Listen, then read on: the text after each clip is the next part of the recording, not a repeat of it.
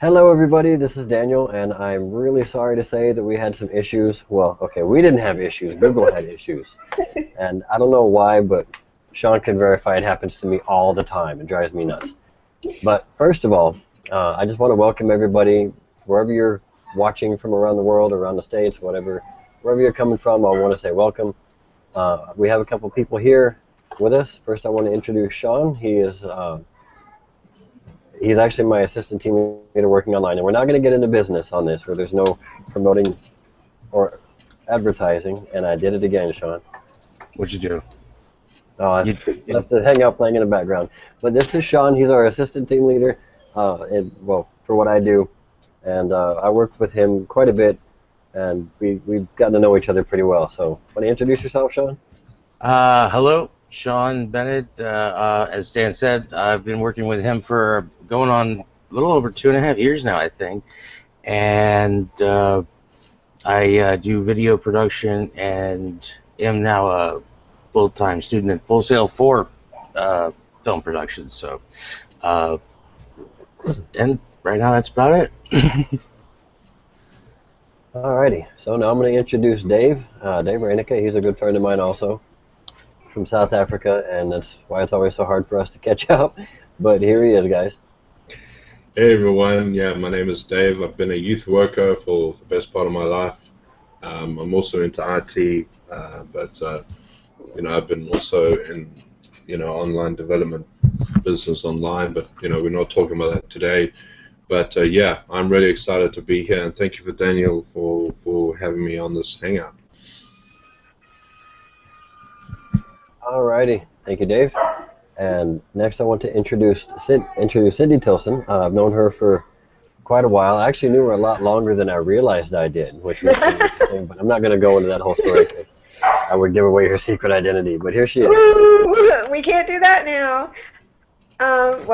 Like Dan said, my name is Cindy Tilson, and I do have my own marketing system. And I'm a single stay-at-home mom, and I just market online and have been doing it full-time for about 3 years. Awesome. Well, I don't want to go into all that. We'll do that on an actual marketing hangout, a business hangout. That's right. But guys, this is something. The reason that I'm making this video, we're doing this hangout, is because I wanted to share with everyone else something that I learned. I guess it was a few years ago. Probably it was in 2007, I believe. It's something that has made a complete and utter difference in the way I see everything. And those of you who were able to watch the trailer video, I'm sure that you heard the description that I gave and how important that this is to me. Now, this is something that is not mine, and it's not my material. Sorry, I'm gonna get rid of this hangout or we're third. But this is not my material, guys. This is just something that I'm teaching and I'm presenting as something for everybody to use that's useful, something that can make a big difference in everybody's life. So Sean, I know that we've talked about this a little bit, and I've introduced the basics of this to you already. The bit that you learned when you learned it, what kind of difference has it made for you? It's actually. Are we talking which specific part? I mean, are we going to go with the whole thing, or just any specific part that you wanted me to touch on? Because there's a lot there. Well, I'm basically just asking what kind of effect it had on you. Did it have a positive effect, a negative impact? Both. What was your take? Both, actually. It did. It had a positive impact, but at the same time, a little bit of a negative one because it kind of made me think, like, why didn't I, think of that sooner?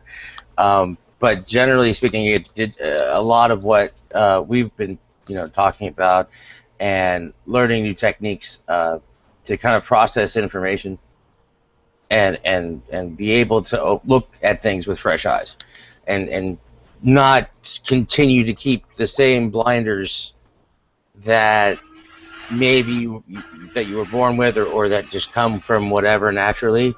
Uh, that's really hard for me. Like it's very, very hard for me to look at something and let go of any prejudice or preconceived notions. And I want to just real quick touching on that exact thing. I had to do a presentation. Part of the class is doing presentations, so we had to watch some TED Talks, and I'm sure we've all heard of them. If not, you can Google or YouTube them. But they're really cool. They're really interesting. And so we had to kind of give it a little analysis on these. And one of them got my attention because the title made me angry, because it like presumed that I didn't know anything about. The title said everything that you think you know is wrong. I'm like, well, who are you? You know. So I actually watched that one for that reason.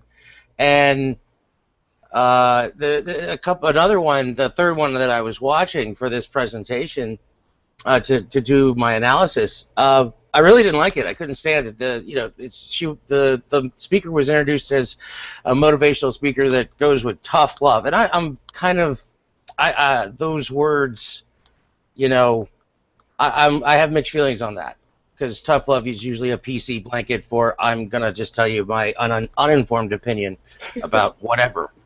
So, I gutted it out. Like some of the things that Dan and I have talked about keeping an open mind and look at things with fresh eyes, and be able. You never know what you might learn. And so I went ahead. I said, okay, I'm gonna watch this thing, even if I can't stand it. And I'm glad I did, because there were some pieces of information in there that were valuable. So, altogether, yeah. It's had an overall positive, even though, it brought up some parts that maybe I didn't want to realize in myself, that, I didn't realize I was, looking at things with such a narrow view when I thought I was a pretty open-minded person to start with. That makes sense. So, thank God. Actually, I'll pick on Dave last. Cindy. Yes. Lovely. So let me ask you, what do you think? What kind of role does mindset play in not only business, but in your home life? Because I know that you have a special needs son as well. And so what kind of mindset, or what kind of difference does mindset make in your life? Well, for me, with having two autistic kids, actually, it can be kind of hard sometimes. So you kind of have to decide in your mind, what is the best thing for them. You're not always thinking about yourself. And in business, it just helps you to be able to be more successful and to grow as a person yourself, if your mind is in the right space that it needs to be in. Okay.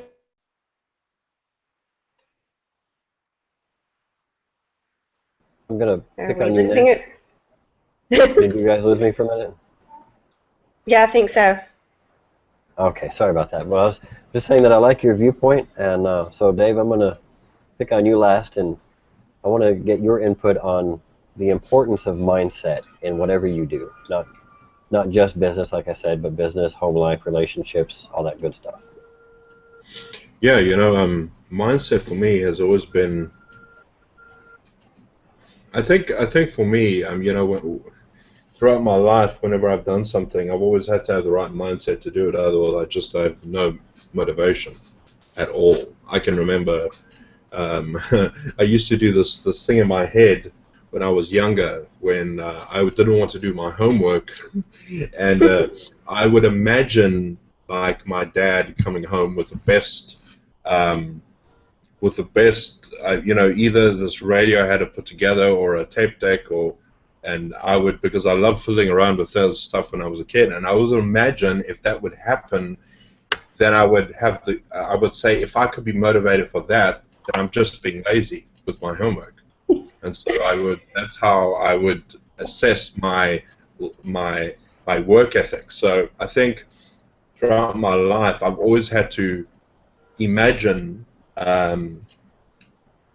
something exciting and that would kind of frame my mindset to doing something I really didn't want it to do. You know what I mean?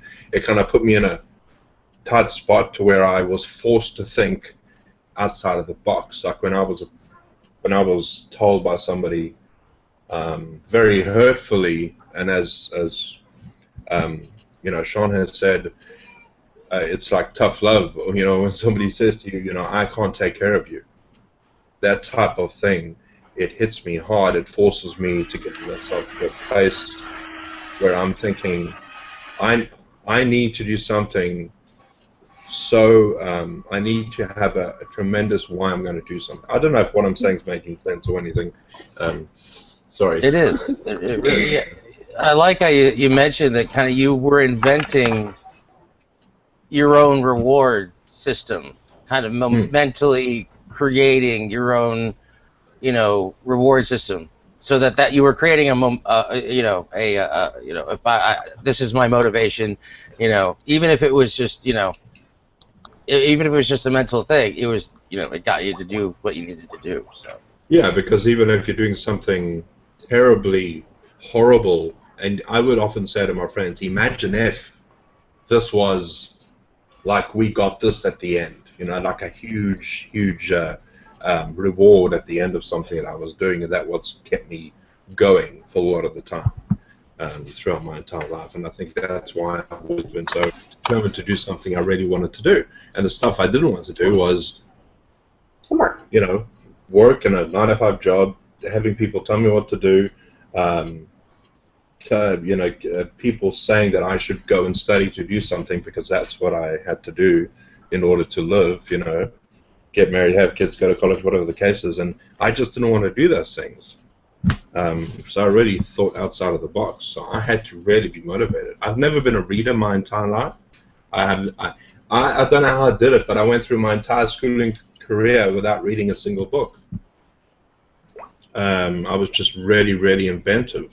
No, that's impressive.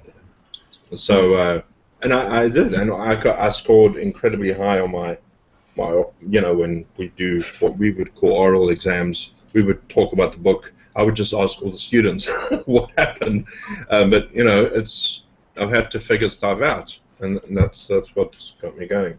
Sorry, Daniel, I think I've gone on a tangent there.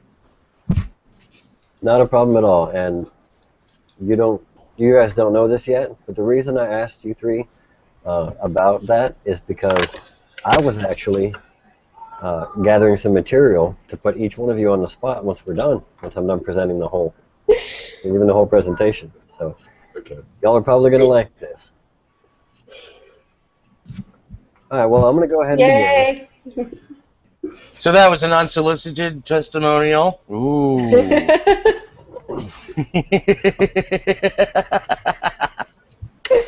And my computer is taking its sweet time here.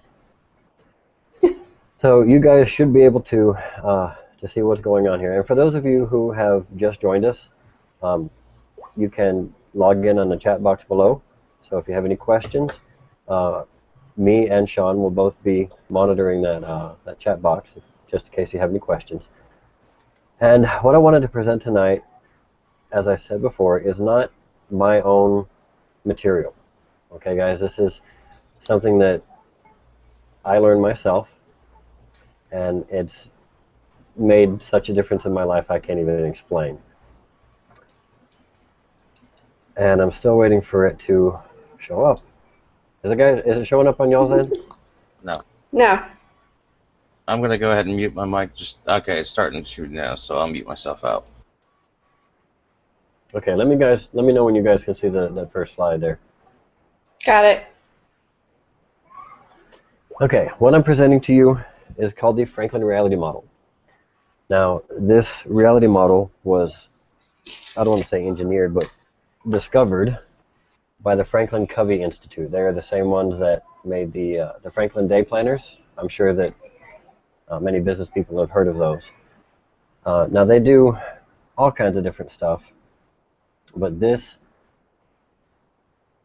whole reality model shows us how the human mind works. Okay, and the different steps with it, it shows us how that we can change our thought processes. Okay? So first, what we're going to start with is this circle, this wheel. Okay? And as you can see, it's split up into 4 parts. Now, this wheel represents the human needs. That's everything that humans need as far as personality and thought processes. Okay? Now, the first need we have is the need to live. Okay, that's to survive, to be able to pay your bills, stuff like that. The next need is to love and be loved. That's another one of the basic human needs. Okay. The next one is variety. We all need to have variety, otherwise we get bored. Everyone knows what that's like. And the last basic human need is to feel important. And I'm sure pretty much everyone can agree with that. So, oh, by the way, I just want to mention before we go any further, if anyone wants to grab a pen and paper, you are more than welcome to. It might actually help you in visualizing. So if you guys want to do that, then I'll give a minute or two for that. Is this something you're interested in doing, Sean, Dave, and Cindy? You know, I've got a legal tablet and 5 pens right in front of me. Alrighty. If I start writing things down, I will spend my time trying to figure out how to spell stuff, and I won't be listening. So I don't know if that makes sense. I do. All right. I mean, I do. It does. You are making sense. I'll tell you what I'll do. I will actually put the diagrams, the finished diagrams, up for download in the chat box later on. I'll create a link to them so that everyone can have them. But continuing, now if you imagine a sheet of paper with this on the left-hand side, we're going to go in steps. Okay, the next step is what we call our belief window. Okay, and if you can imagine a picture frame hanging right in front of your face, just an inch or two away from your face, everything that we view, everything that we perceive is filtered by that belief window. Okay, and this is where we hold our principles. Now, a principle is a fundamental truth or proposition that serves as a foundation for a system of belief or behavior, or for a chain of reasoning. Okay, and this is what we're addressing here, is the chain of reasoning. So the principles literally are your beliefs, something that's a fundamental truth to you. Okay, the next section, the next step in this reality model, are the rules. Now, these rules, believe it or not, they happen in our mind automatically. It's what's known in math as a conditional statement. Okay, if one thing, then the other, and it's symbolized in math by P's and Q's. You may have heard it: if P, then P; if not P, then not P. Okay, it's an if-then statement.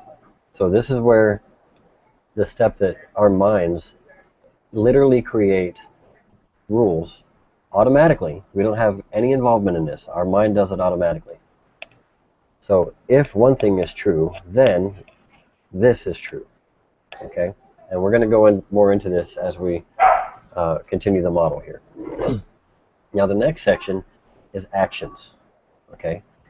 These are actions and behaviors that we take.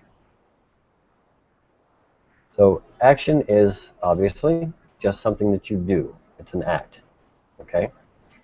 So the next section of the model is the results. Obviously those are the results of our actions and behaviors.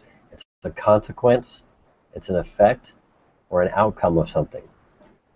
Now these generally technically are beyond our control, but they are a consequence, a result of something that happens that we do, or that we say.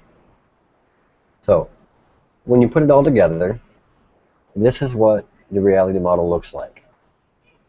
You can see the needs wheel on the left. We got your belief window, rules, behavior and actions, and results. So at the very bottom, you see where it says feedback mechanism.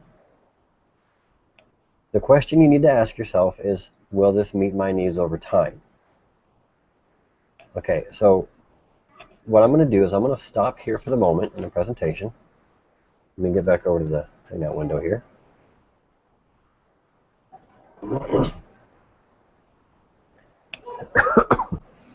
And what we're going to do now is we're going to actually take that model and run something through it. So, Sean, the example that you gave was motivation and facing changes in yourself. Would you basically say that that's a correct assessment of what you were talking about before? Yeah. Okay. So you were talking about watching a class. Well, a video that was part of some assignment. Okay, so an instructional video. Okay, well, I'm going to cut back to the presentation here. And let's go back.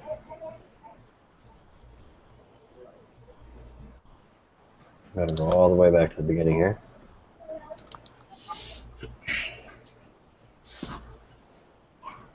Okay, so we're going to start with our belief window and the principle on that belief window. So, watching that video, you didn't want to watch the video at first, am I right? I was initially attracted to it, but after the first minute of watching it, I was okay. This is I can go find another one, but I just felt like I wanted to gut it out because I thought maybe she might have something that could be, valuable. And the purpose of the video was what?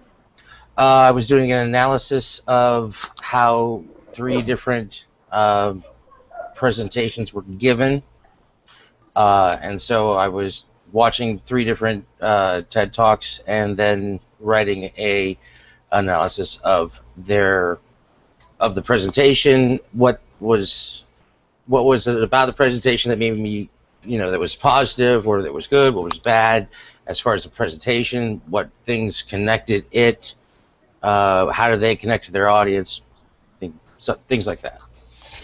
Okay, well, boiling it down into its most simple form, this was an instructional video that you didn't really want to do. That particular video, yeah, I would have rather have gone and skipped to a different one. Okay. I could have chosen any one I wanted, so there was no reason for me to particularly stay with that one. Okay, well, just for example's sake, let's go ahead and stick with that one. Okay. So, for your principle, what you thought in your mind to begin with was that this video is of no use to me.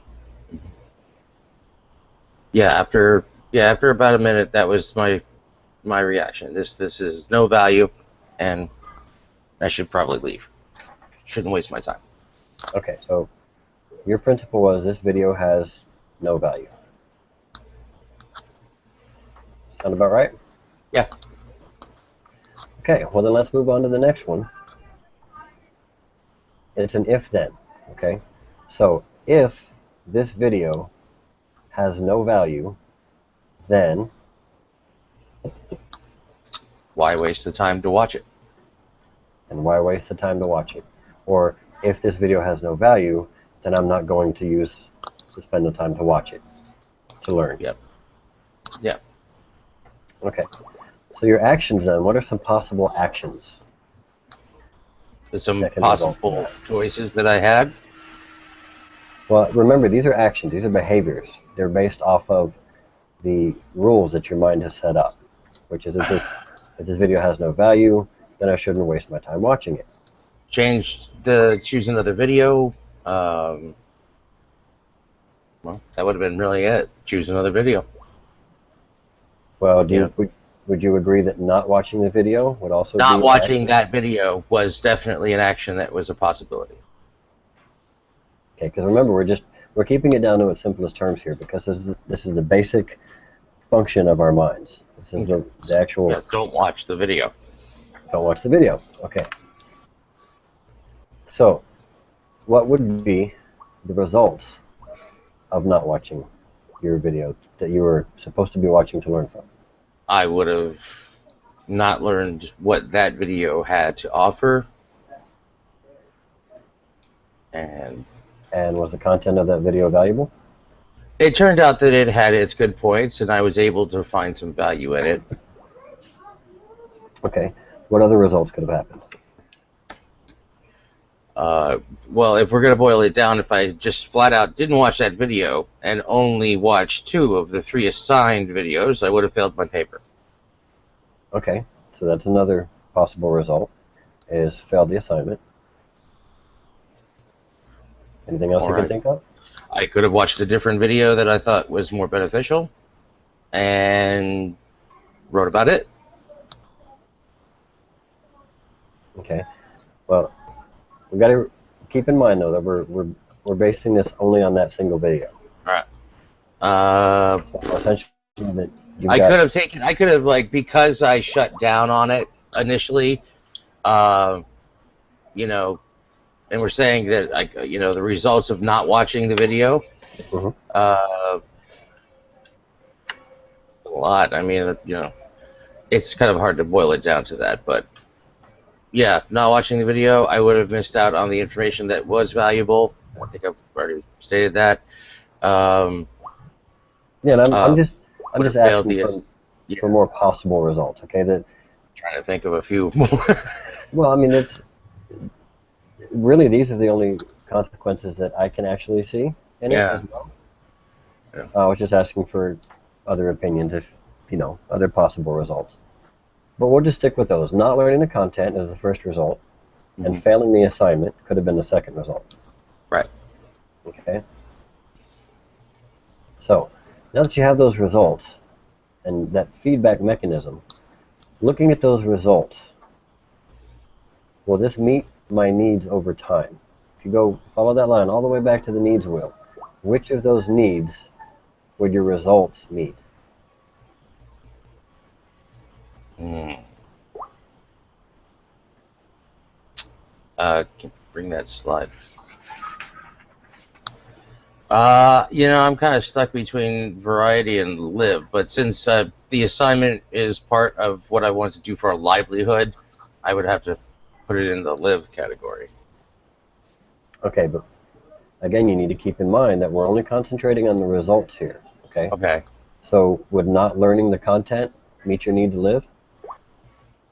No, it wouldn't. It wouldn't affect it. Would failing the assignment meet your need? Any of those needs? Nope. Okay. Now that brings us to the first. Would it meet those needs? Like I'm a little hazy.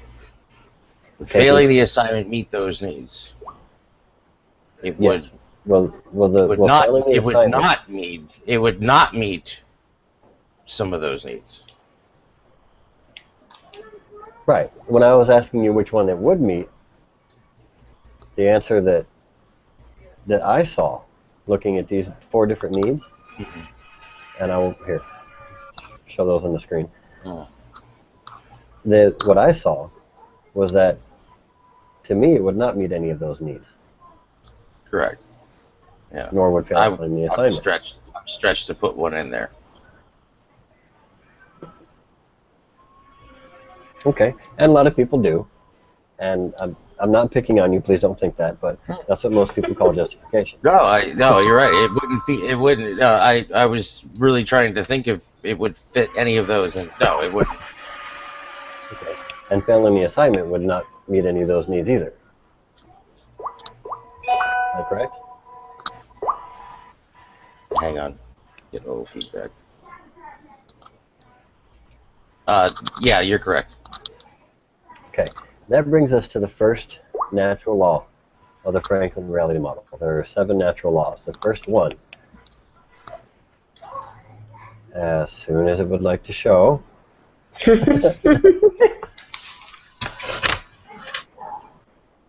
it's not going to show, but we'll go on to the next slide because it's going to show on that one. It's showing on my preview, but just not on y'all's screen.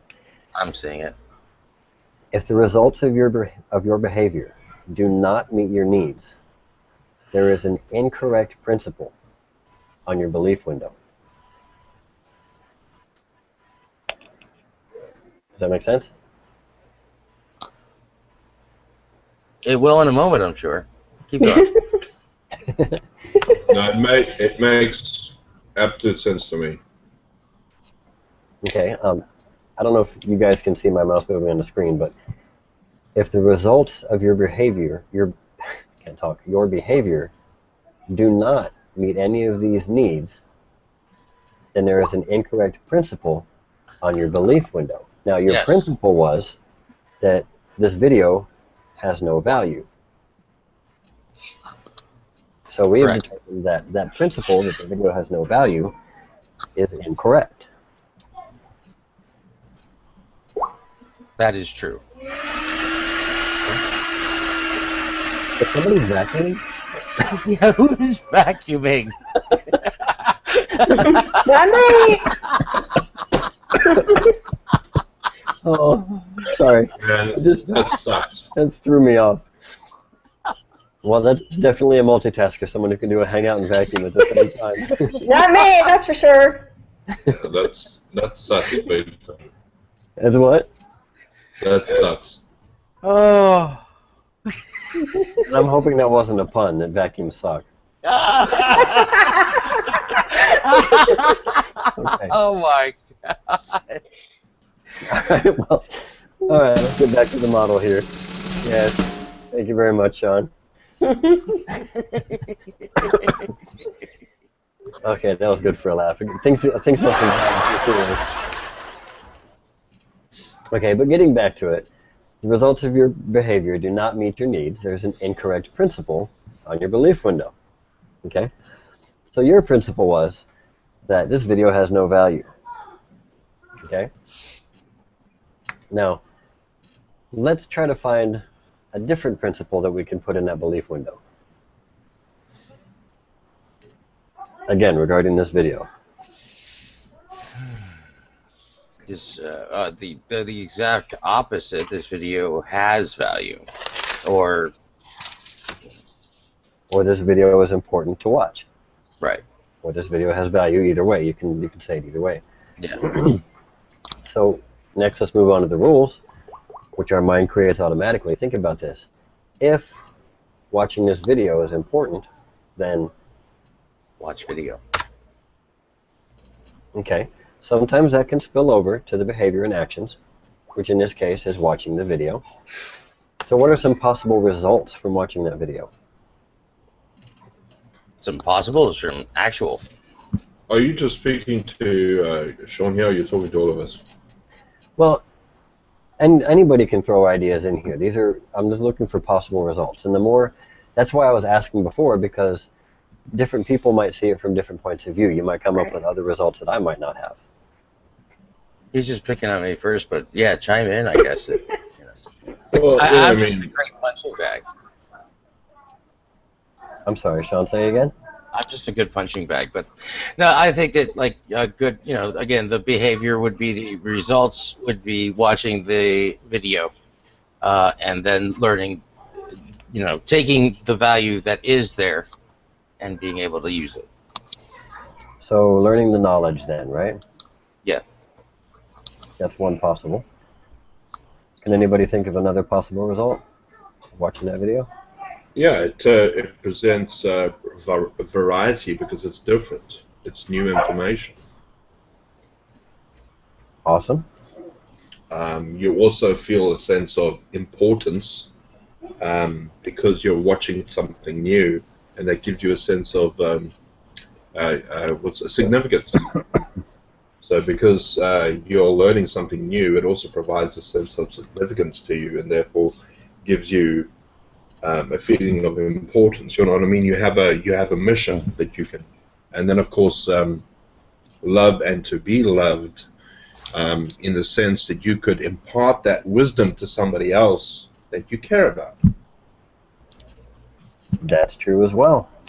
I like that Dave brought up a great point, because I think that accomplishment would be in that, and that falls, into that, the category that he mentioned, just that, like sticking through it and watching that video. And if I had brought up the second out of the three ones I watched, it was a fantastic video.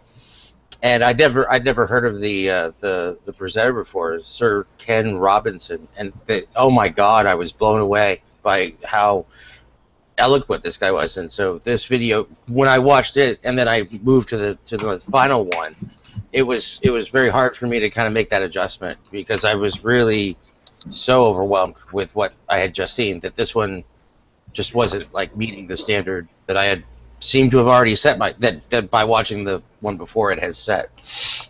So I have no idea where that falls in, but Okay. And one other possible result. What about passing the assignment? passing the assignment keeps my GPA up, and I get to pass the class. All right.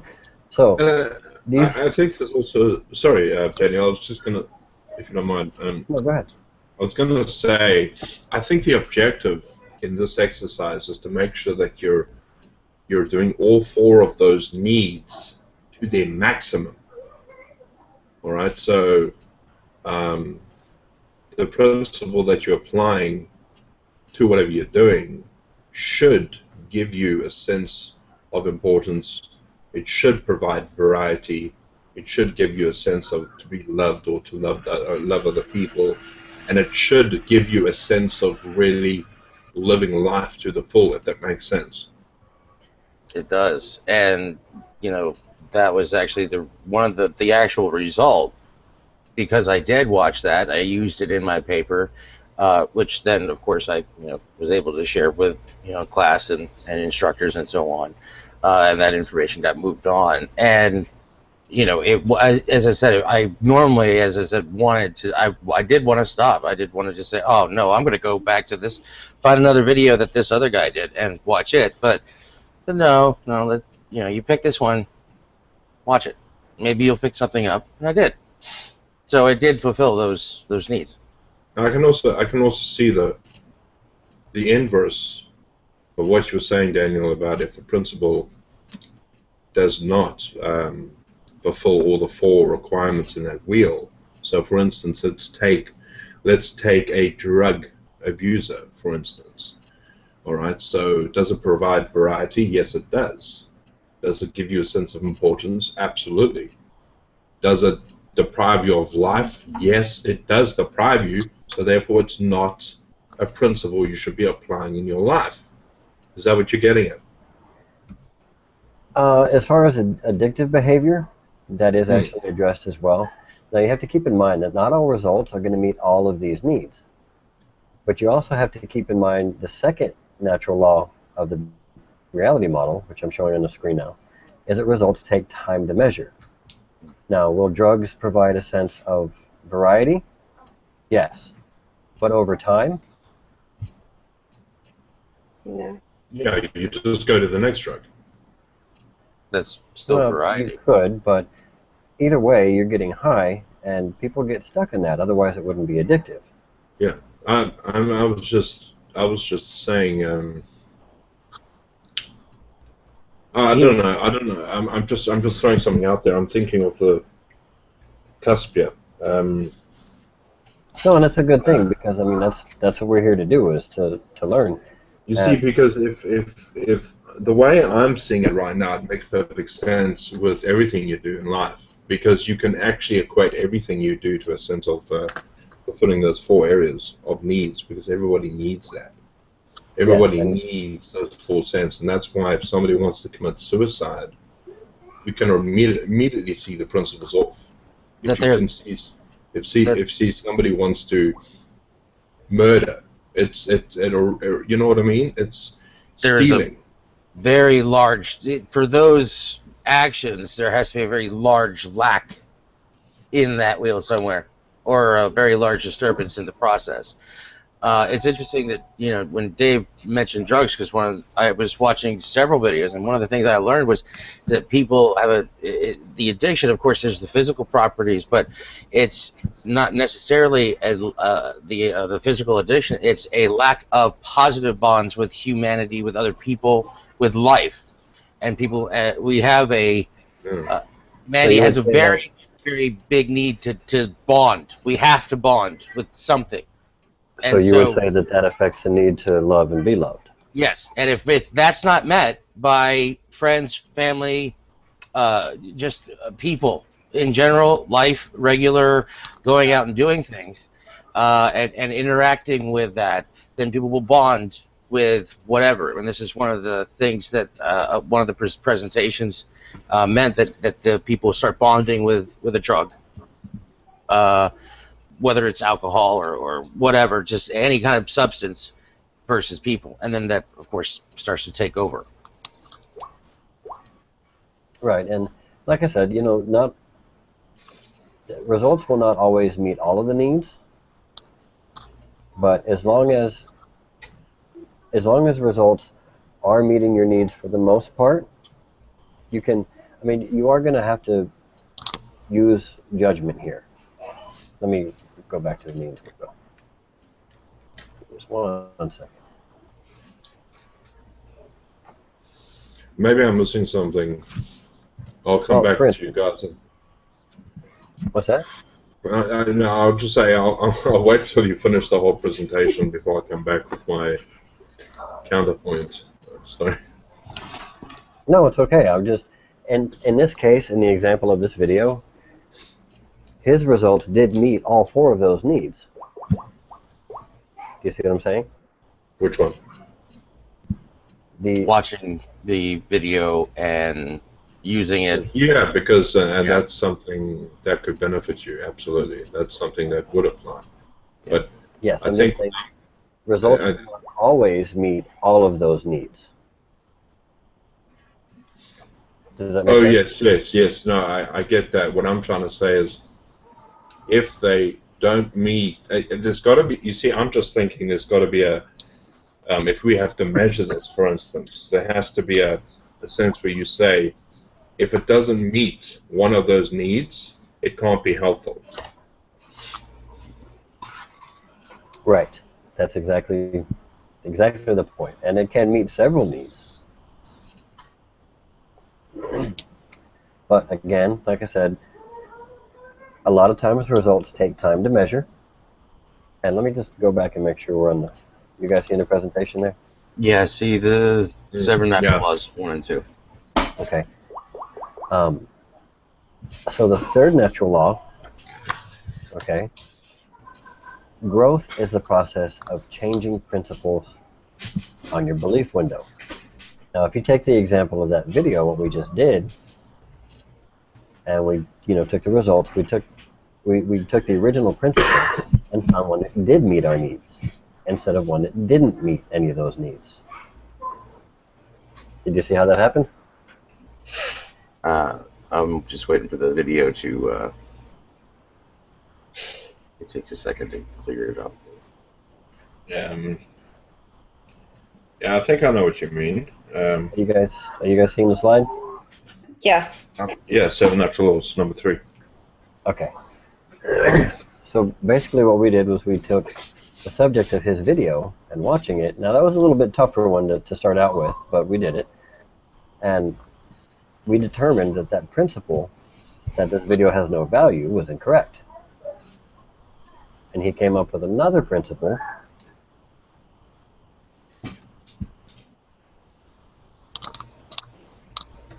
that fits did into meet those needs. Say again? What you're saying is making sense. So you had to change the principle of what he was doing to saying if he watches that film, it's going to change his principle about watching that film, and therefore it did meet all of the needs. You know what I mean? Over time, or whatever you want to say. Right. Yeah. So, do you want to go ahead and go do another example, or would you like me to continue with the 7 natural laws? We could, you know what, you want to do one that's maybe a little more, that's not quite so complex and that will flow through, that's super easy. Maybe Dave can, jump in, or, we can pick on Cindy. Dave's not that woman is playing bubble shooter. Thought no one would notice. No, I'm not. She may have been vacuuming, though. Maybe. No, I definitely wasn't vacuuming, that's for sure. I hate vacuuming. You and me both. Oh, what is the results of not vacuuming?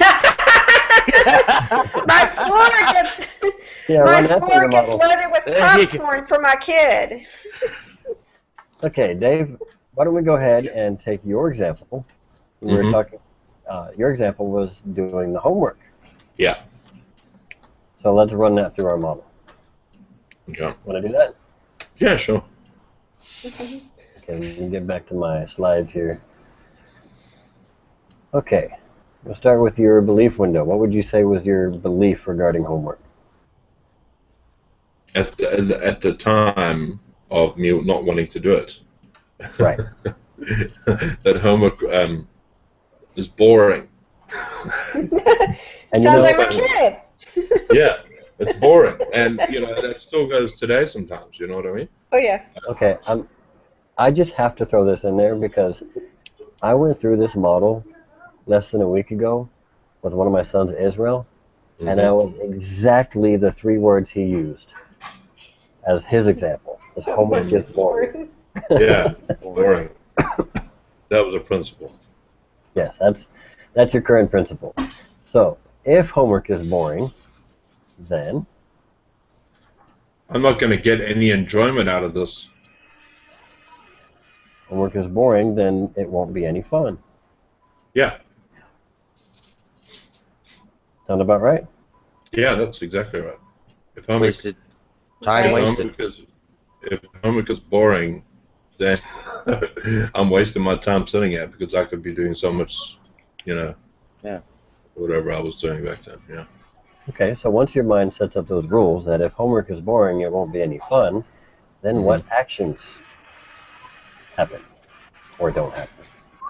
If if I don't do my homework, I might go to the principal's office. I will go to the principal's office, and in my case, I would have got a hiding at school. A hiding. Yeah, a hiding. I've never heard Jack. it put that quite that way. Yeah. That's nice. All right. And going to the principal. Yeah, that's exactly right. Or get lines. Writing out lines. I will do my homework 100 times on the board or whatever the case is. Ah, okay. Sentences. Woohoo. Staying in after school, whatever. Understood. What about failing the class? Yeah, that didn't even enter my head. See, here I'm jumping ahead of myself anyway. Sorry. Changing your actions, yeah. Yes, that's actually a result is failing the class or the grade. Yeah, well, I mean, if I, if I don't do my homework, because I could get away with it at home. If I don't do my homework, I won't face any consequences now, but if I don't do my homework, I will face consequences at school or the weekend. Or at home. Okay, Yeah. so you've got failing the class and being punished. So Yeah, what other possible results could you have? Okay, if I didn't do my homework, let's see. I'm trying to go back now. I'm gonna throw one in there. Loss of knowledge.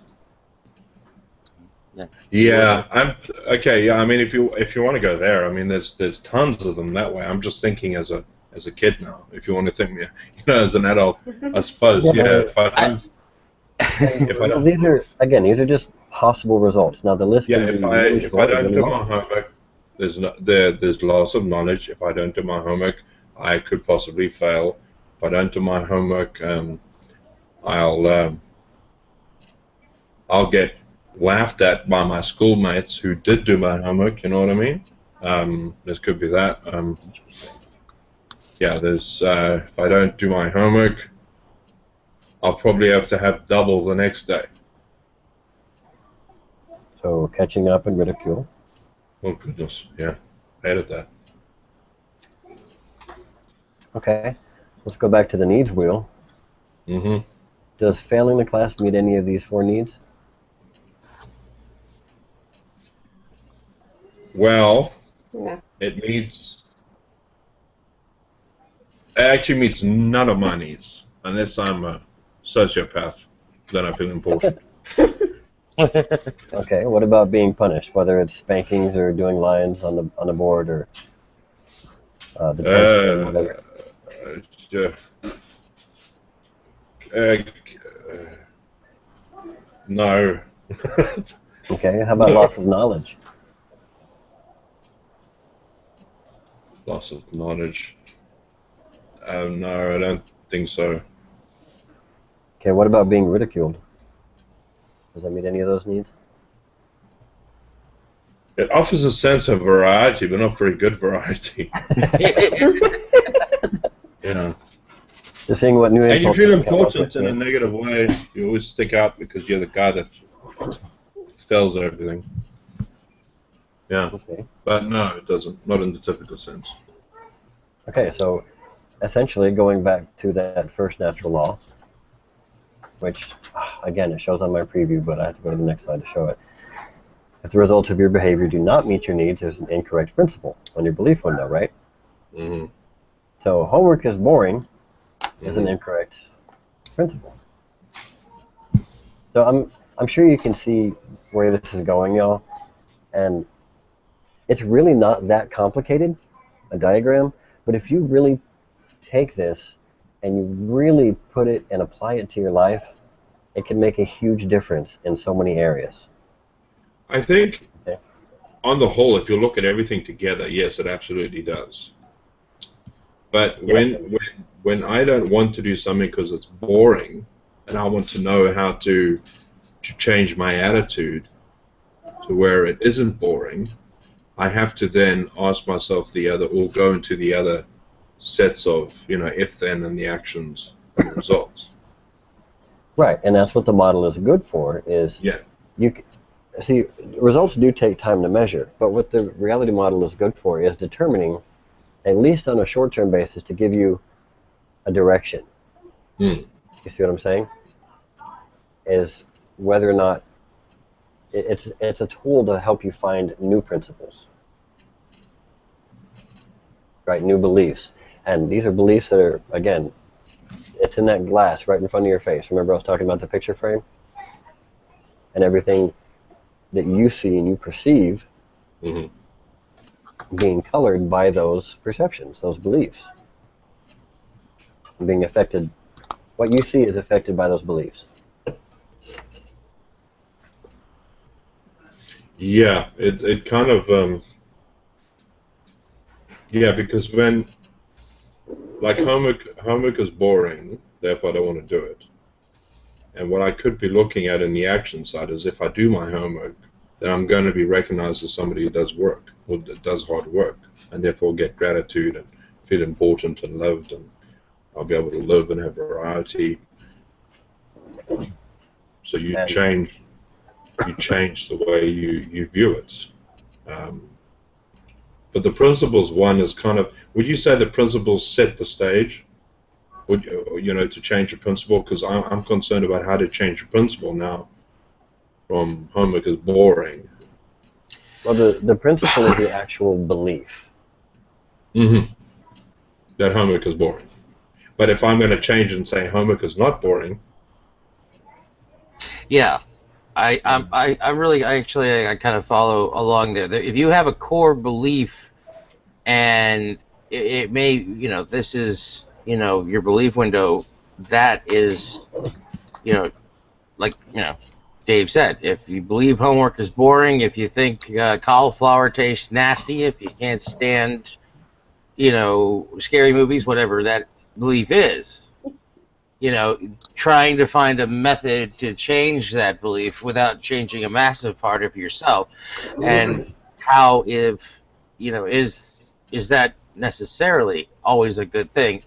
Keeping an open mind is, but is that, since that belief is part of you, like that I don't exactly. yeah, what's interesting. Well, real I quick, have. Dave, let me address Sure. that, because remember this model has 7 natural laws, and the third one that I have on the screen right now is growth is the process of changing principles on your belief window. Yeah. Now, you can grow in any direction. So this, again, this is a tool for measuring the value of your principles for your life. Does that make sense? Yeah. Yeah, and it does, because you do get people that actually say homework isn't boring, homework is exciting. You know, so they've changed that probably over a period of time because they've altered the other steps. You know what I mean? Or they've taken different actions to make it more exciting. Like, you know, homework is boring for me because I'm writing down on a piece of paper, but suddenly I'm working on a computer and it gives me a whole dimension. You know, now it's actually quite exciting because I'm doing it on my computer, or I'm not just learning through reading, I'm learning through video, or I'm learning through audio, or I'm learning through music, whatever the case is. And actually doing something. Yeah, it changes you, because a lot of people see things in very one-dimensional things. You know, they say, to speak to somebody and to say, right, I need you to do homework on this, and everybody's got these really dreary ideas of what homework really is. They just envision these guys covered in books, going to the library, sorting out paper, and it's just plain old boring. But you can make it exciting. You can understand that there's also there's great there's great encouragement in community to do research together, to do homework together, to do hangouts with friends and discuss things. That's on top of things. Mm-hmm. And I do agree. And because we're actually going forward here with the natural laws, we're saying a lot of things that are included with these natural laws, if that makes sense. So let me go ahead and finish those out. No, it's okay. No, it's beautiful because you're just giving examples of what is about to come. Okay. Okay. Number 4, the fourth of the 7 natural laws, is if your self-worth is dependent on anything external, you are in big trouble.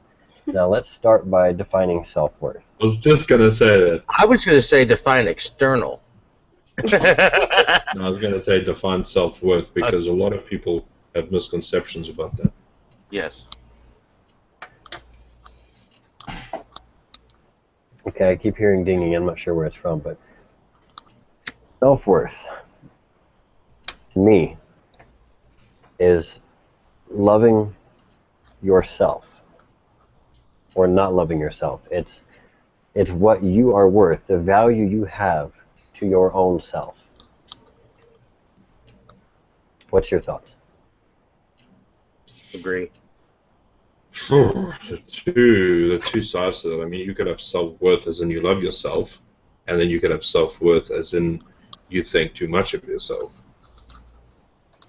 So it has to be in proportion. Either way, I would think it's a level of self-worth. A healthy level of non-egomaniacal, egomaniacal. No sociopaths, as David said, right? David? Right. Yeah. Exactly. A healthy balance. But then, I mean, if you got, yeah, no, there's a lot of people that think a lot of themselves, but they also have a right to think a lot of themselves. If that makes sense. Yes. So people might have said, well, you know, I wrote the best book ever, and yet they won, you know, that their books are widely sold, when they have a good sense of their self-worth. But it's based upon what they're doing. It's based upon their actions, and they have a good sense of, you know, I have a sense of pride about who I am. I suppose the best way to look at it is the opposite of self-worth would probably be self-loathing, where you constantly are putting yourself down, in the sense that, you know, so it actually makes you a lot more withdrawn, a lot more recluse. You don't like to socialize. You keep it to yourself. Not that that is bad in it of itself, but it's just that when you have a good self-worth, you're no longer, you don't feel challenged by the external surroundings. Okay. So somebody says, okay, and yeah. I think maybe that you're assigning self-worth as an automatic positive. Hmm. Um, at least to me, the way I've interpreted self-worth is just the level of value that you have to yourself. How valuable are you in your own eyes? Now, it can Yeah. be not at all. It can be, but and if you're of zero value to yourself in your own eyes, to me that would be the same, or yeah, to me that would be pretty much the same as self-loathing because you are worth nothing Yeah, in if your you own if eyes. you hold a very low opinion or negative opinion of your own beliefs, your own ideas, and then that would be the negative side of that coin is the self-loathing. I mean it's a scale, but I think that if we're talking about as far as the model goes, I think we're trying to put it into context of a very a level of healthy appreciation for oneself. Well, I think. self-worth, and as far as the model is going here, Mhm. the self-worth is very hard to describe. Actually, I have a fairly good description of how to cure somebody who's self-loathing. So in other words, how to get a good sense of self-worth.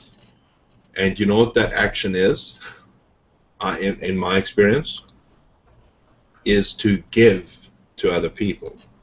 If you give, now here's the thing. Just take a typical example. If you gave somebody $100, there is no way that you can give somebody $100 without feeling a sense of, feeling good about it. You cannot, you cannot you cannot do something positive towards somebody else and feel bad at the same time.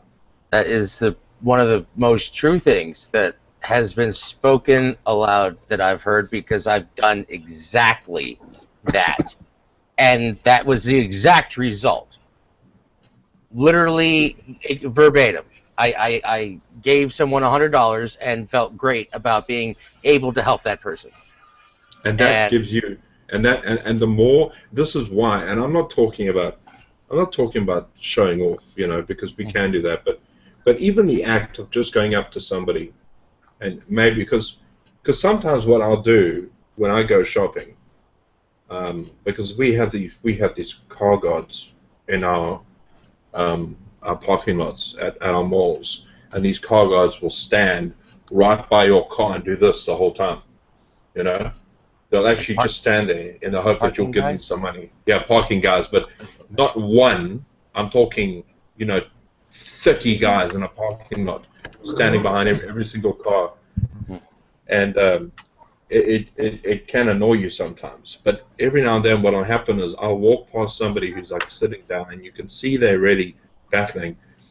I might go in and get like some food, a good meal, and give it to them just because. And at that moment, when you give somebody something, you have a sense of gratitude, and that gives you a healthy sense of self-worth. And if you keep on doing that, and you make it a practice throughout your life to give to people, I believe you'll get a healthy self-worth.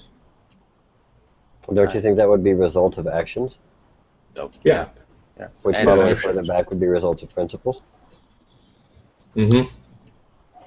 Okay, so that's why I'm Absolutely. saying, that's what I'm saying is, with self-worth as related to the model, it's it's how you perceive yourself, right? Okay, so Because Right. I if we see where you're continue, going on the model. All right. hold on, if you continue reading, if how you perceive yourself is dependent on anything external, outside of yourself. Outside of, Yeah. right. That's why bragging is out of the question. That's why, when you want to make sure everybody sees you give that $100 bill to somebody else, that's out of the question. Because when you're dependent on that to get a sense of self-worth, you're in trouble. Okay, and what were you saying, Cindy? Oh, I was just saying that for for how you perceive yourself and your self-worth, it had to be, inside you and what you think and what you perceive as yourself in order to meet your needs and things like that. So if you don't have a good self-worth, then you wouldn't be able to um, be able. I guess I'm losing it here, um, and I'm also nervous. But it would affect your life and also in anything that you're doing in your business as well. If you don't perceive yourself as worthy to be able to do that. Excellent. I think I would agree with that Yeah. Absolutely. because And I. when Sorry, Daniel. Go ahead. Go ahead. One more time. it's us seeing other people or other people seeing us, that's involving more than one person. You see what I'm saying? So that wouldn't be self-worth to me. I mean, that would be an indicator. That would be a result of it. But self-worth is totally internal, totally inside you, your own mind and your own heart. Does that make sense? Yes. Mm-hmm. Tracy brought up an interesting point in the comments. He said that he thinks that it has to do with the way you perceive, others. I think, okay, maybe I'm misreading this, Tracy. The way with what you perceive others as, also. Okay, so maybe that's like how your outlook toward others is relating to your self-worth. I don't Okay, know. but let me ask you a question though. Uh-huh. Being that this reality model is a model of how our own mind works, seeing, well, not seeing, but the way you perceive other people, and this is if I'm reading, because I know I'm a little bit slow on the video transfers and stuff because I'm switching back and forth between windows, but I'm reading his comment now, but I think it has to do with what you perceive others as. Um, or maybe Yeah. he meant as maybe he was talking about how other people see us. But It either way, might mean that. Well, I think that was the whole argument for number 4 is if your self-worth is dependent on external, being the views of other people. If I am accepted by social peers, if I'm accepted by family, if I rely on somebody else or something else, I own a Porsche, hence I am valuable. I am extremely popular because everybody loves me wherever. Then if that is what feeds my self-worth, then you Right. are in big trouble because any one of those things can be taken away from you at any moment. Correct. and again, like we were saying, this is internal. This is something that happens within our own minds, our own thought processes. And when we're talking about our own value to ourselves being dependent on something external, then yeah, we're going to be in big trouble. I mean, if you have a guy, just take your example, Sean, about owning a Porsche, and you own the Porsche, and you have other people that see you, and they in turn become, um, quite negative towards you, spiteful as a result of that, and you have no effect. It doesn't have any effect on you. You probably have a good sense of self-worth. But often in the cases when people become spiteful towards you because you're, for instance, might be successful and the other person isn't, and that other person feels insignificant or they feel unworthy, it's because they have a low self-esteem. They feel inadequate because it's based on external other things around them. Yeah. External factors. And see, this model is actually where I got one of my mottos, which Dave, I think I told you the other day, is that other people's opinions are none of my business. Mm-hmm. And that's being quite literal, because their opinions should not have any effect on my own self-worth.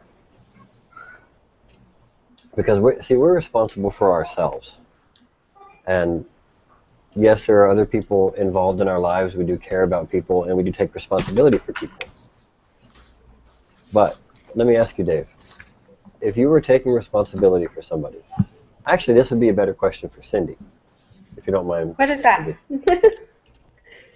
If we're talking about other people, now, you could have made a choice not to care for your children and not to be there for your children. Right. You see what I'm saying? Mm-hmm. So that is something internal, and that's a principle that you have on your belief window that led to the action of caring for your child, even when things got tough. Right. And believe me, it's tough with my older one. Well, I believe it. But here's my point. Because but that's hold on, sorry. Go ahead.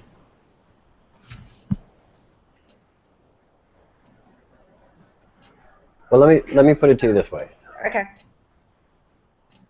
If you had done, let me back up a little. Because you did take care of your kids, because you did take care of your kids when things got rough, and because you do have to do a lot of extra stuff and put in a lot more effort than parents of children that don't have any conditions. Am I right? Correct. So, in your own eyes, how does that affect your self-worth? To me, it doesn't affect it in any way whatsoever, because they're dependent on me and I need to be there for them. So I just, it's just the parent thing, and I do what I need to do. And that makes me feel, it makes me feel good that, being a single mom and being able to stay home and take care of them, and I don't have to work. And that's made things a lot easier on me with not having a job outside the house. Right. And so I would say, this is just from my viewpoint, that your self-worth has been positively affected by your actions, because I'm not saying that you are one, definitely not, but you see stories of parents all the time. Watch the news. Oh, it's crazy. And people have no Sense. Yeah, no sense whatsoever. That's no for sure. sense. Yeah. Yeah. They have no love and no attachment for their children. Now, you and I don't understand that, but that's because of our principles. Right. And just an example, my older son has this little girl in his classroom, and she really does like him, and so she has my cell phone number, and she'll call me and she'll text me, but she doesn't want to talk to him. She wants to talk to me. And I think that's because she sees me coming to the school, and she sees me being able to go with them to all of their things that they go to. Like once a week I have lunch with my older son out in the community, and she sees me coming there, and I think that in her own home that she doesn't get the attention that she needs, and I think she's looking for a female figure to look up to, and that's why she wants to call and talk to me and text me.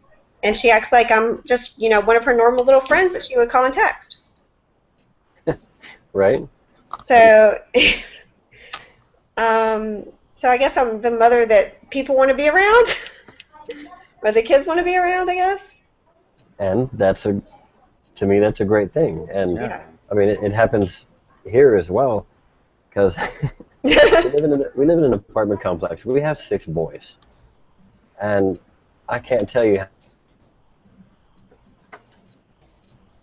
Gotta be many tough. times I walk over the and I'm like, okay, where did that one and that one and that one come from? You know, because apparently Right. we're fun to be around. I don't know, but but you see where it's going with the self-worth Yes. and how you can be in big trouble if you don't have the self-worth, because those can actually affect your beliefs, which change the rules that your mind automatically sets up, and your behaviors, and therefore your results, which do affect, or will either meet or don't meet your needs. And let me make sure that I'm on the right video feed here.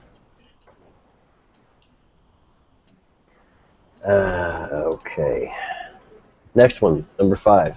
And Dave, this is why I said it was a perfect example, and covering what we're about to cover anyway.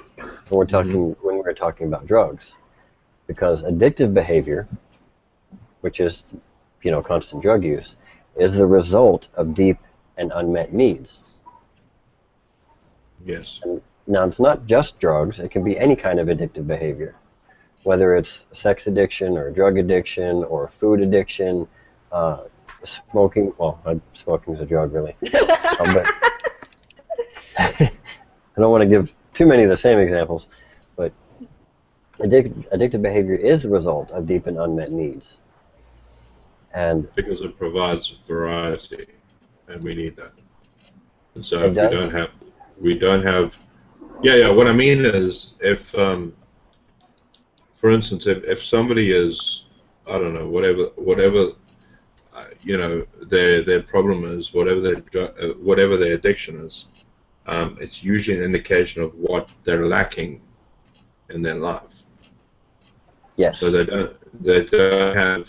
Drugs just an example of somebody who wants variety in their life. They want to have an exciting life, but they can't seem to get that. So they put their whole life in a bubble of different, like getting drunk or whatever the case is, where you can just feel good all the time when you don't have that, just boring life all the time. You want to have a sense of variety.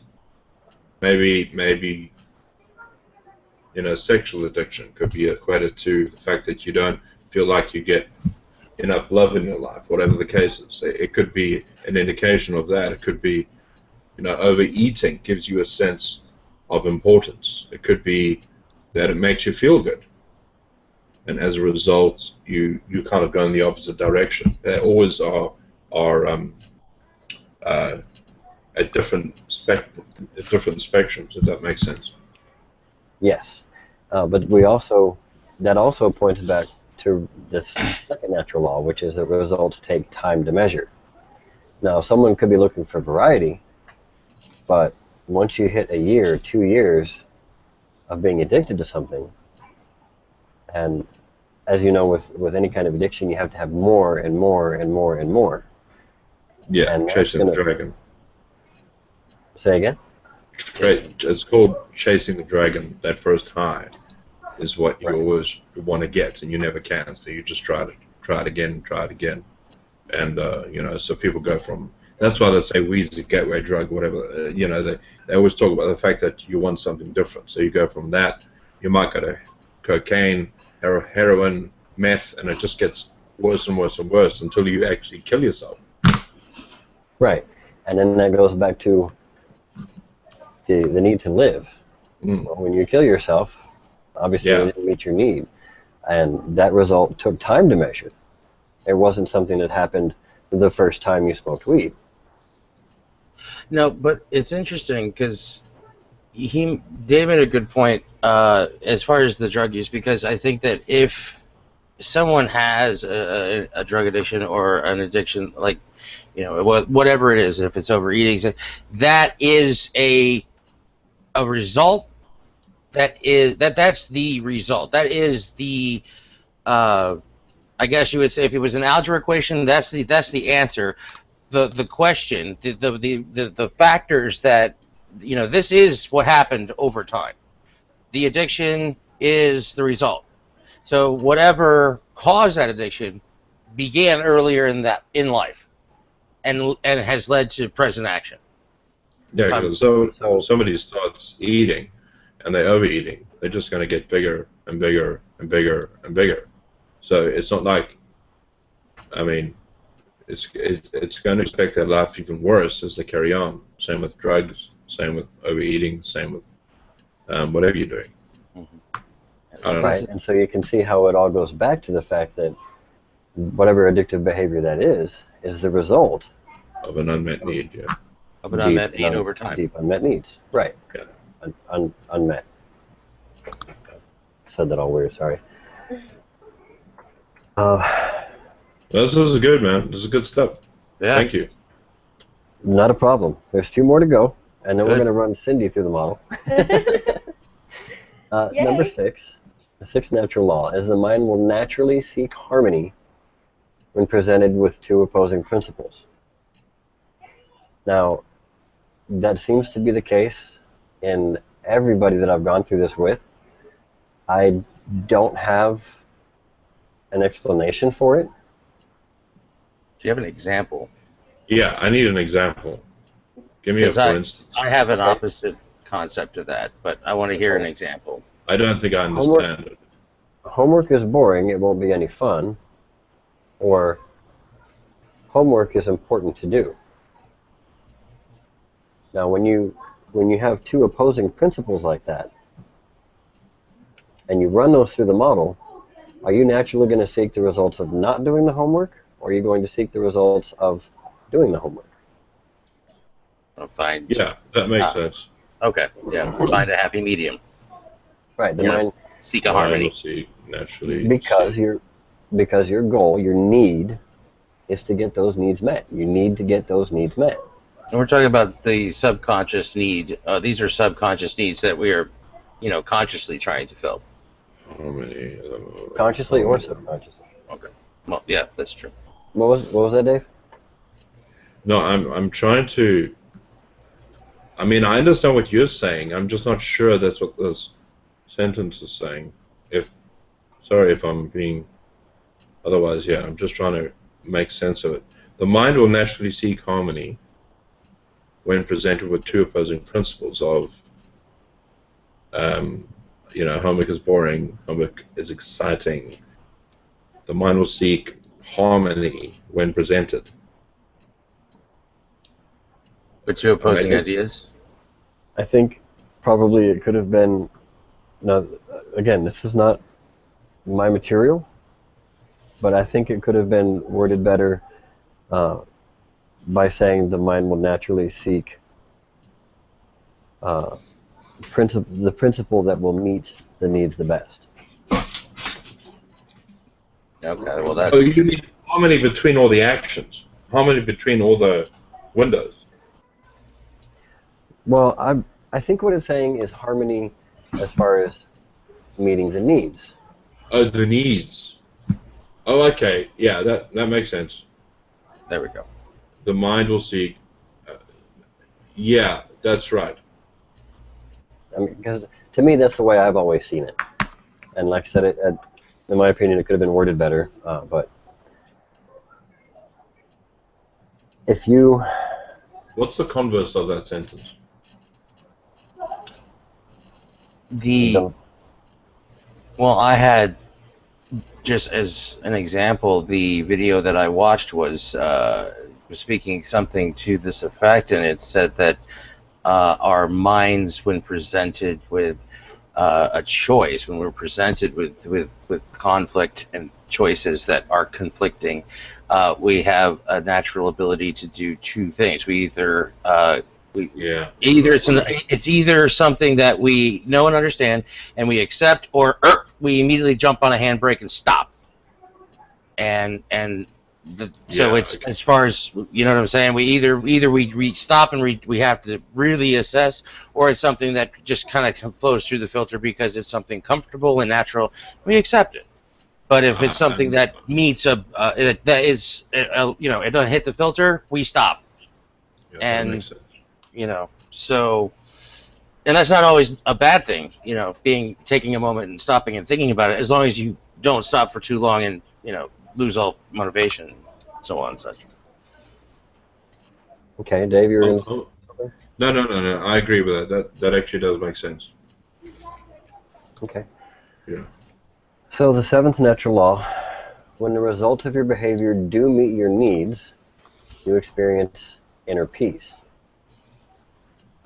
You are okay with the results of your behavior. Your needs are being met. So how do you think you would define inner peace? Happiness. You're content with yourself. Happiness, contentment, success maybe in terms of business?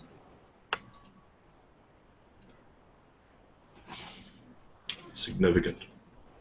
Because with me, this kind of goes back to number 4, the self-worth. And to me, when the results of your behavior do meet your needs, that is something that's internal. Because remember, those behaviors come from our beliefs, which end up meeting our needs. Well, the correct ones, the correct principles. So those are the 7 natural laws. Let me ask you a question. Do you think you can determine by the results of somebody's actions what is on their belief window?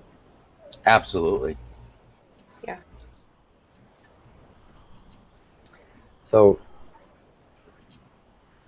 yeah, and Tracy, poor Tracy, because he's commenting, and I can think back and remember what he's talking about, but we have to remember that it's a lot of times it's 30 to 45 seconds after we are talking about something that people on the Hangout actually see it. But he said that we might replace the word harmony with the word balance. So the mind will naturally seek balance when presented with 2 opposing principles. I think Dave said it, and I know I brought that word into it at some point. Yeah, So. I like your explanation. I really do. Okay, so let's say we take Cindy, Yay. and there it is. Okay, I was scribbling a bunch of notes. I had to find it again. The kids and your time. Mhm. So what would be your principle? Because at the very beginning, when you were introducing yourself, and you were talking about, the time that you spend. Well, go ahead. You can. Let's set up a principle that you would say that you have regarding your kids and the time. Oh, that's hard. um, just, jeez, just the How fact about that. Go ahead. it is important to spend as much time as I can with my kids. And I do try to spend as much as possible. Sometimes it gets hard because you know what's on my plate in addition to Yep. them. So it does get kind of tough. So it's hard to balance it sometimes. Okay, so I'm gonna. I have a real bad memory, so I'm just jotting this down. Okay. So let me go back to the slides again. Gonna go through this one bit at a time. Your belief window, your principle is that it is important to spend time with your kids. Yes. So from there, we'll set up the rules. If it's important to spend time with your kids, then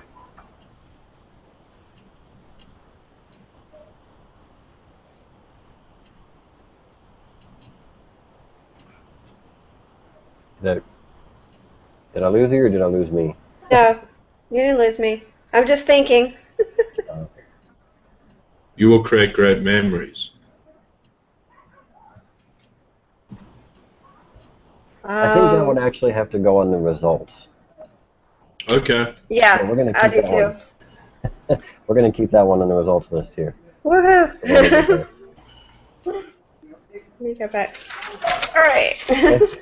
And this model is not always easy to run principles through. It's not. It really isn't. Dave came up with a really easy one with the homework. So Right. if it is Oh important to Lord. spend time with the kids, then I will. Do Everything is results. do work before they get home from school. Results. Which that's actually a behavior. Like I said, this model is not always easy to run stuff through. Dave and I seem to kind of jump from the principle to result and or action. But I agree. I understand the model, but I agree with Dave very much because he mentioned creating memories. That to me is an action. Um, especially their memories. You're creating memories that they're going to have in the future. Well, I agree. But it's the And result of you spending the time with them, right, Dan? yes, That and creates the memory. the reason y'all are jumping from the principles directly to the results is because this is a model of exactly how the human mind works. And we're just showing it. I mean, right? Right. Okay. So if you spend time with your kids, it's going to produce for you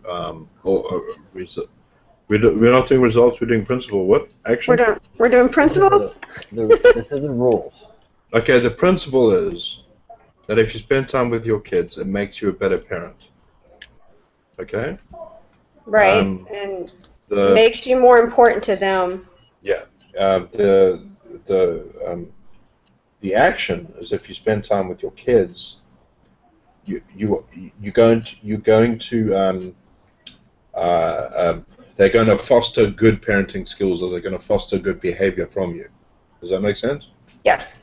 Okay. Very good one. Very good one. And if the result would be if you spend time with your kids, it's going to produce for you so much happiness and a sense of memories and just having great moments, memories with your kids. More respect from them. More respect. Yeah, that's another principle. And being a parent, of course, like I said, not all parents are the same, sadly. I'm not a parent. I'm sorry, Dave. You said you're not a parent? I'm not a parent. No, okay. Neither am I. But it's interesting. Like we're running through this, and it's something that when we talk about principles, and even if it's something simple, like my father liked to fish, and it was something we did together, something we really bonded over, and so I love fishing. The result is, it was something I learned when I was young, and I continue to do to this day. Can I? Sorry, Go ahead, I'm jumping in. I'm just saying that this whole process is so good because it provides you with a formula to see where the problems are. Okay, a visual formula. Now, the question or the thing that we're trying to do here is to say, how do you change your mindset?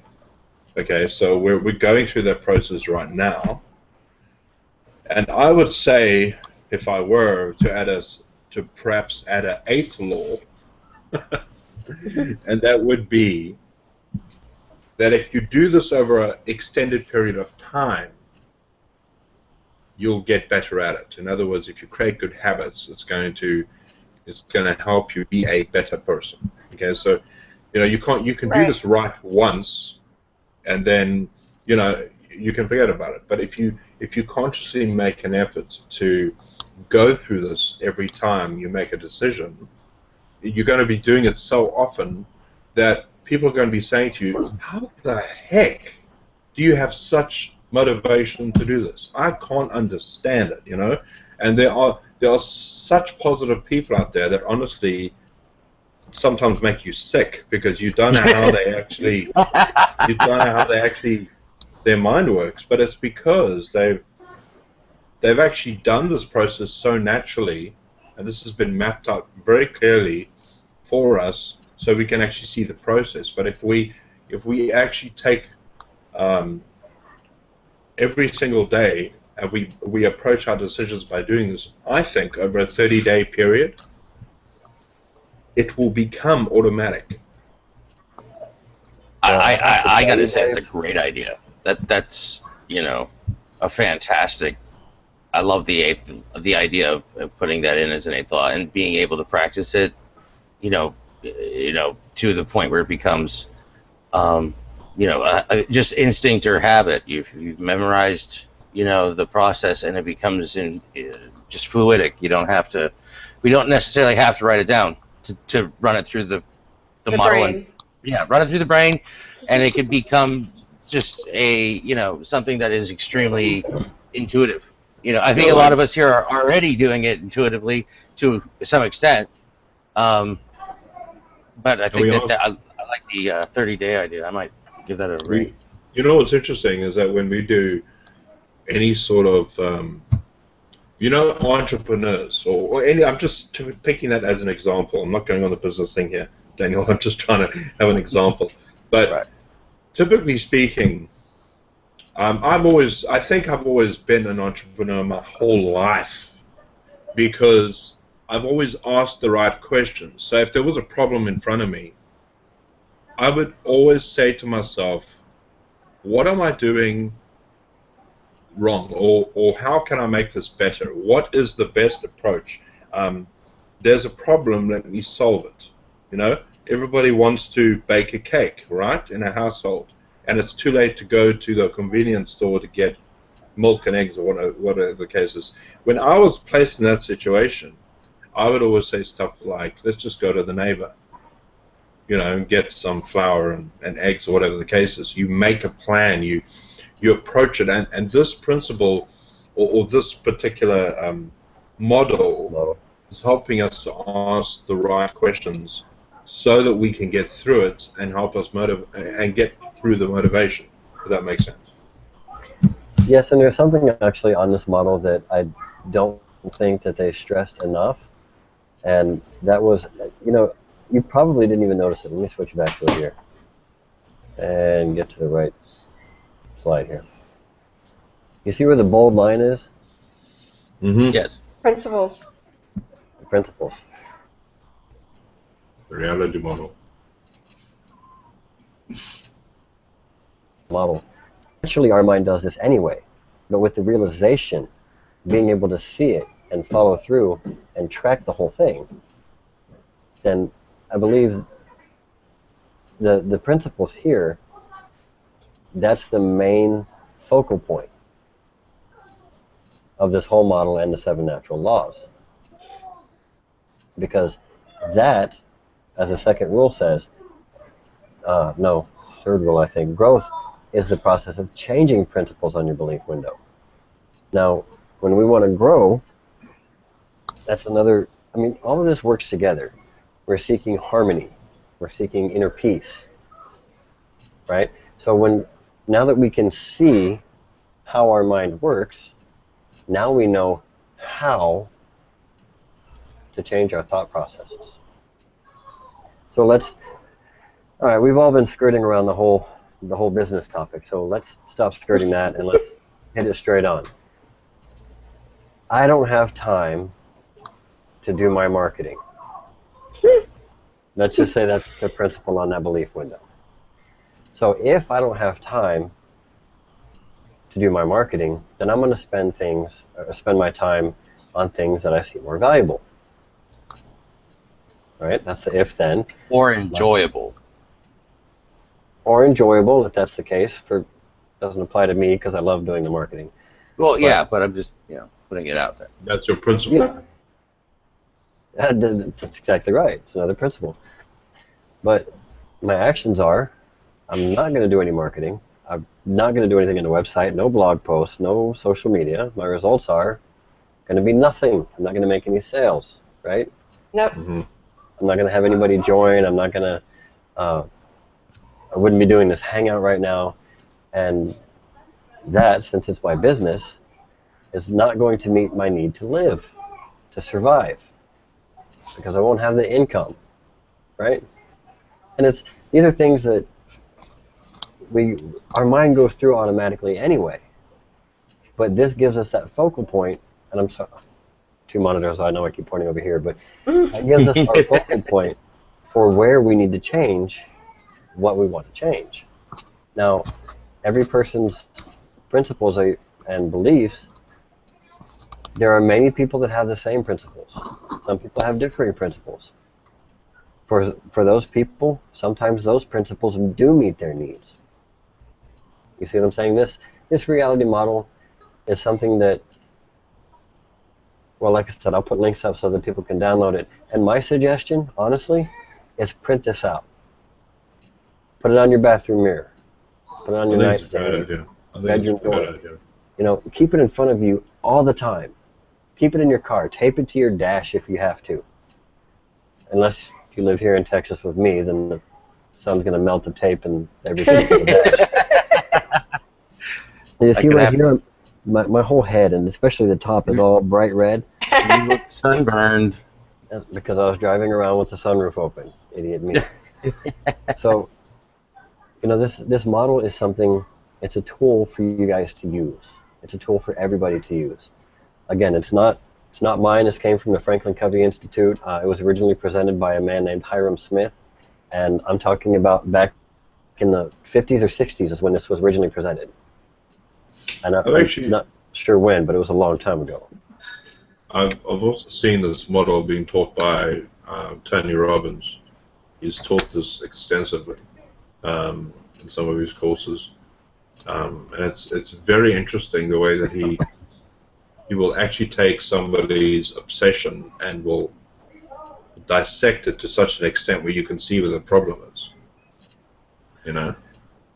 Yes, that's exactly right, and that's why I think it's important, because you said if you do this for 30 days. Well, let me tell you, Dave, when I first learned this, I couldn't sleep. I spent like 14 hours with my mind going over this over and over again, and I was running all kinds of stuff through this model, and it literally blew me away. And now it's hard to catch on at first, but the more you do it, like you said, the better you get at it.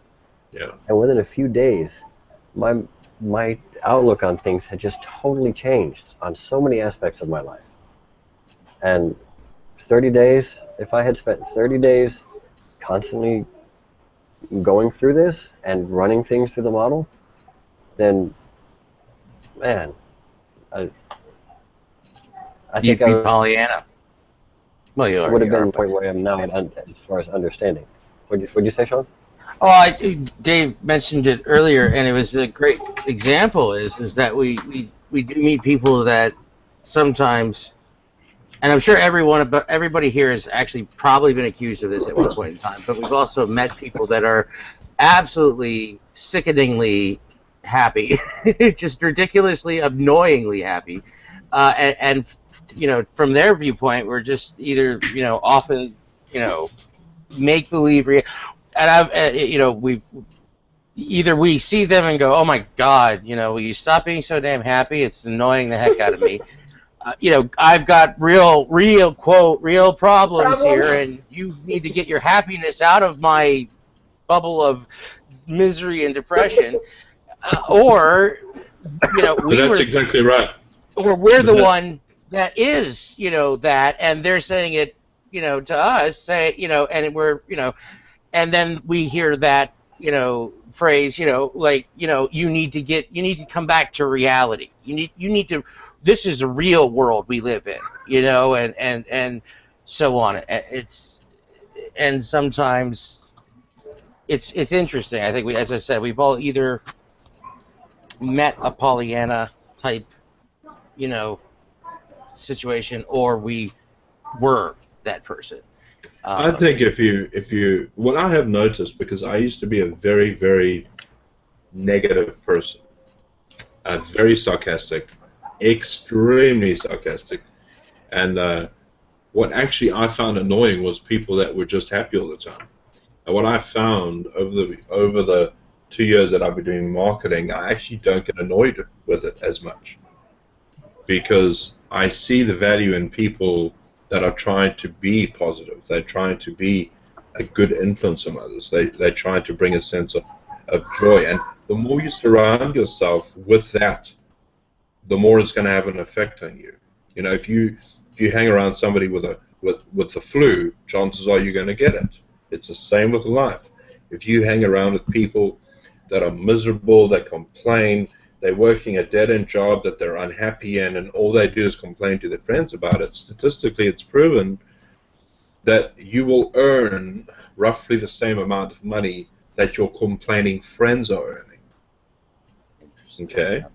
So when you hang around people that are of a higher income bracket and you make it a constant effort in your life to do that, what's going to happen is you're going to immediately seek for more opportunities. You go for higher management, go for, it's going to have a positive effect on your life. So it's a good and healthy thing to be positive and to be helpful and not to speak any negative about any person, socially. When you're interacting with somebody, it actually, my uncle said this to me. He said, there is no room for negativity ever when you're talking about somebody else. There isn't a good place for it. Oh, and I was, awesome. So I was, awesome. I had, my uncle told me the story actually. And what will happen, I'm sorry, I might be going off a tangent here, but I just feel I want to share this with the group because it was so powerful for me. I was talking about reputation, I think also with Daniel, about how reputation can actually kill you or it can help you. And I always use my mother as an example because if somebody were to say something bad about my mother in her group or anyone around it, they would just laugh it off. It wouldn't even be an issue. And so my uncle told me about a friend of his, let's just call him Tom, and Tom just said, Tom came up to Peter and said, that guy Philip that you got a job for? He's telling people that you're on crack cocaine. And my uncle went, are you serious? He says, yeah. I mean, he's telling people this, and I had to tell you about it, So, lo and behold, a few weeks later, he meets this guy Philip in a convenience store, and he goes up to him and he says, you know what? I heard a terrible rumor the other day that you told people that I was doing cocaine. And he just looked at my uncle and said, yeah, that was me. And he couldn't believe he actually owned up to it. And he said, why would you do that? He says, because it is impossible for you to be that happy without being on drugs. And the thing is, everybody that he had told that to just said, get out of here. Just don't even talk to me. It's not even going to be, I mean, come on. So that's why if somebody is going to be spreading rumors about me on the internet, I would hope that people would find me out and see what I'm like, and I can't let that bother me. Their opinion, as Daniel said earlier, is not going to change anything. If you are consistently being, have integrity in the way that you do things,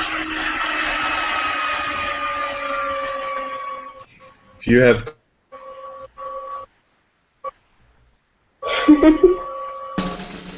Okay, I just gotta say, my microphone was muted, so y'all know it was me. I'm the only one in the room.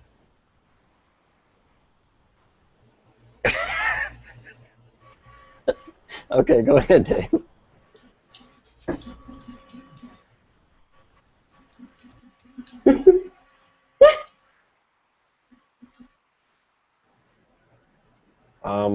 I think we lost Dave. His Dave? picture's not moving or anything. Yo. Well, see if you can I get guess him. the vacuum got him. The vacuum. He's been sucked out of the hangout. No pun intended. just simply, I really agree with what he was mentioning about how your reputation can speak for yourself, and that if the people that know you, when they hear something, if they really do know you, and if you have that real, if you are authentic and you bring that out in your deeds, your words, actions, deeds, then when someone says something negative, the people that know you are just going to know that they don't. Whoever is speaking these things obviously does not know you. But it's an interesting concept um, that he was mentioning. This is that as far as people that that are the wet blanket, the Eeyore, the ones that want to that are Miserable. upset, miserable. That was where I was actually going to say. They are, and it's funny because this is something I was actually going to just kind of touch on a little bit or ask a little bit about. We run into these people, and to some extent, we want to help them. I know I do. I know that I can. I feel that I want to be able that I can see that that is obvious that there is happiness that can be had and they could have it. But it is almost equally obvious that they know it too.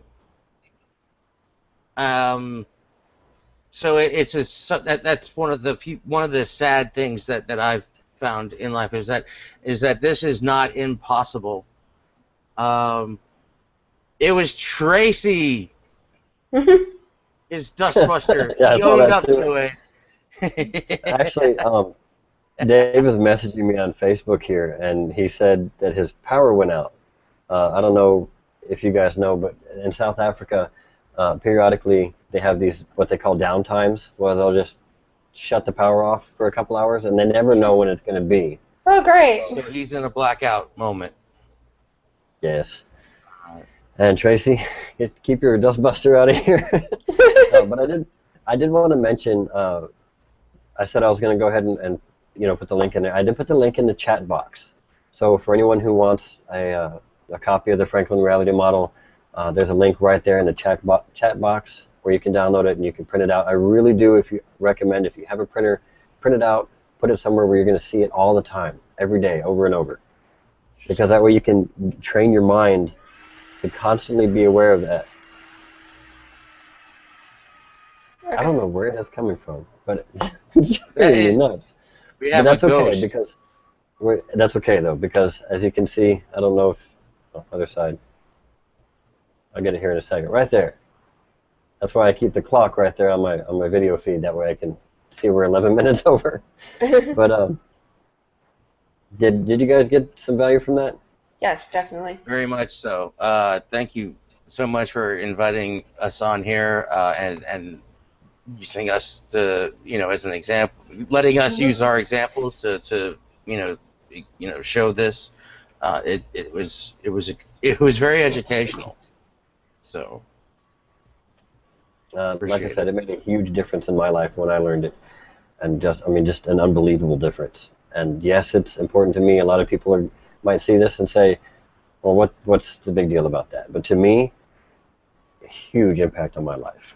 some people process things differently. Like we all, yeah, and we, as I said, being able to look at it versus have an abstract idea can be very important because we all process things differently. We all take things in our own way. So.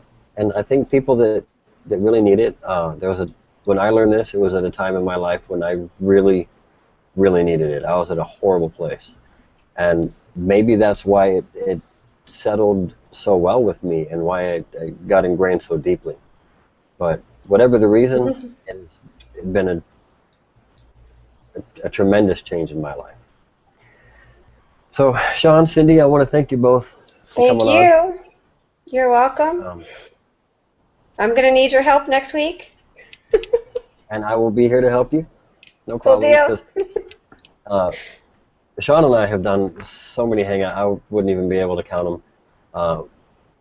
but just giving you a heads up ahead of time, Google is going to give you problems. It always does.